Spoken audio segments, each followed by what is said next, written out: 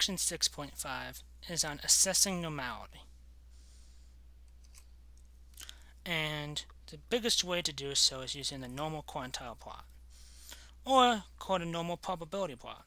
It's a graph of points x, y, where each x value is from the original set of sample data, and each y value is from the corresponding z-score that is expected from the standard normal distribution.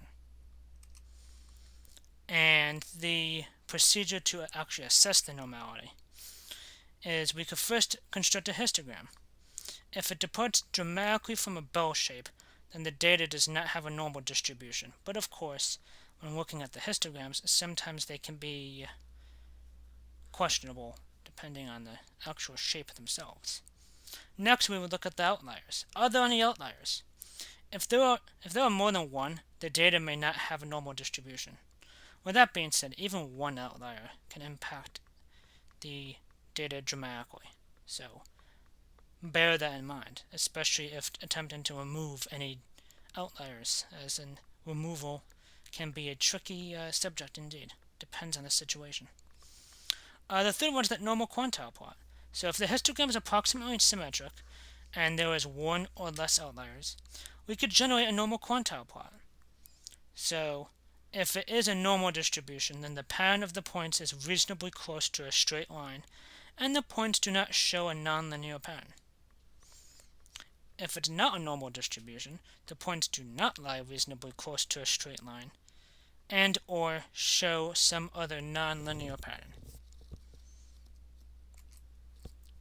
If we were looking at a normal distribution, it looks something like this. So this histogram here is approximately normal. Note how it's not perfect, but pretty bell-shaped.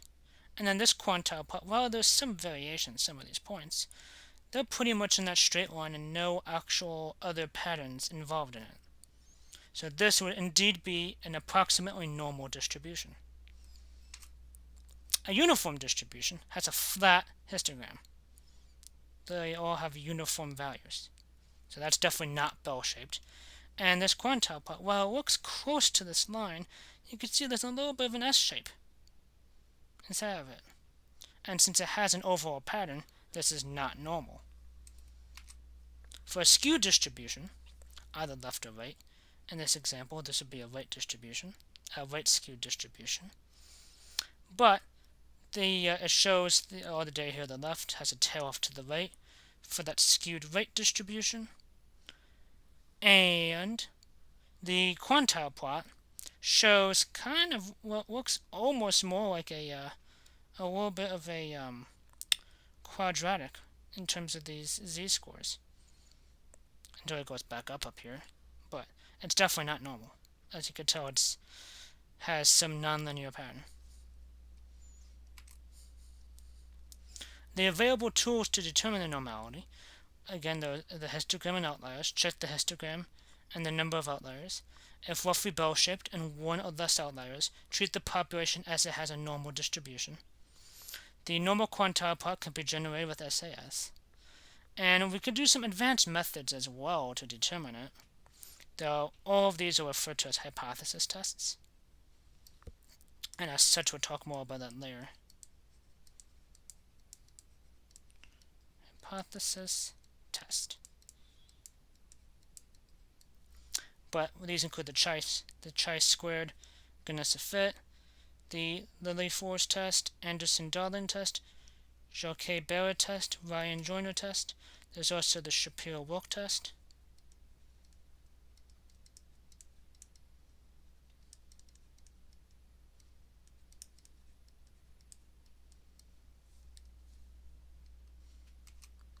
But for an example of a normal quantile plot, if we consider the sample of 5 patient platelet counts per 1,000 cells per microliter, these would be 125, 229, 236, 257, and 234.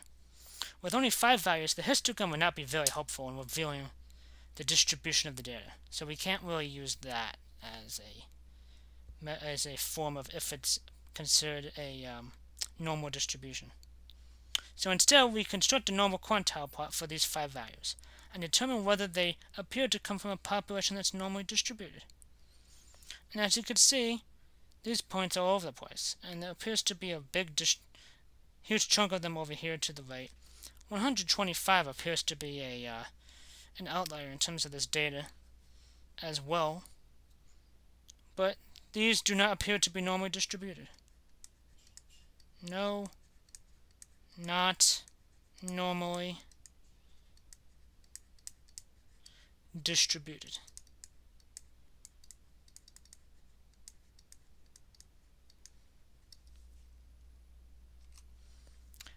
But when it comes to these distributions, especially if we had something that looked like this one here, where the data looks almost like there's a little bit of a quadratic or some type of polynomial going on there, we may want to use a data transformation. And this is for data sets that are not normally distributed, but we could transform the data so the modified values have a normal distribution. One of the common forms of that is using a logarithm or natural logarithm or some logarithm with base 10.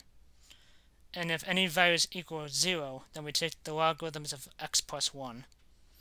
If the modified values make a normal distribution, then the original values have a log normal distribution.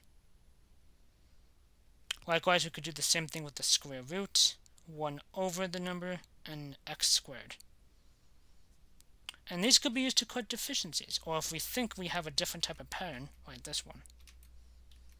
But it's based more so on the data itself, and of course we would have to state in any type of research paper or journal entry or whatnot that we used some type of transformation with the data.